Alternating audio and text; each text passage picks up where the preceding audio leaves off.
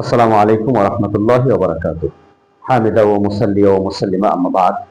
সম্মানিত হাজিরিন, আমরা তারকিব শেখার যে ধারাবাহিক আমাদের প্রোগ্রাম আমরা শুরু করেছি, যে ভিডিওগুলো আমরা তৈরি করা শুরু করেছি, তার ভিতরে আপনাদেরকে মাওসুফ সিফাত, মোজাফ, মোজাফেলা এবং মুক্তাদা খবর যদি সম্পর্কে আপনাদের সামান্য ধারণা দিতে পারি, সামনে আমরা যে বড় বড় তারকিবগুলো করব, ফেল, ফাইল, মাফুল, মুতাআল্লিক, মাওসুফ সিফাত, ইজাফাতের যে প্রশ্নগুলো আমরা তারকিবগুলো করব, সেই সময় আপনাদের বোঝা সহজ হবে। এজন্য আপনাদের সামনে কিছু উদাহরণ পেশ করতেছি, যার উপরে এই মুক্তাদা এবং খবরের এখন আলোচনা, যে প্রথমটি মুক্তাদা এবং দ্বিতীয়টি খবর।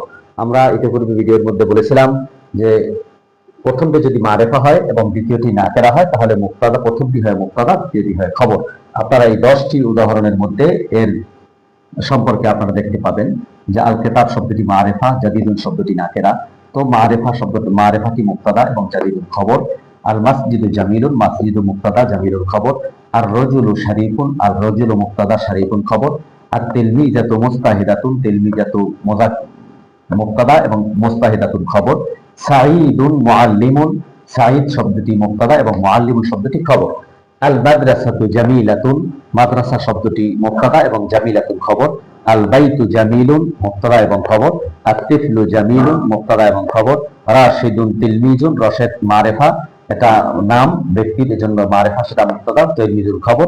ফারহানাতু মুআল্লিমাতুন, ফারহানা শিক্ষিকা, ফারহানা মুক্তাদা এবং মুআল্লিমাতুন খবর।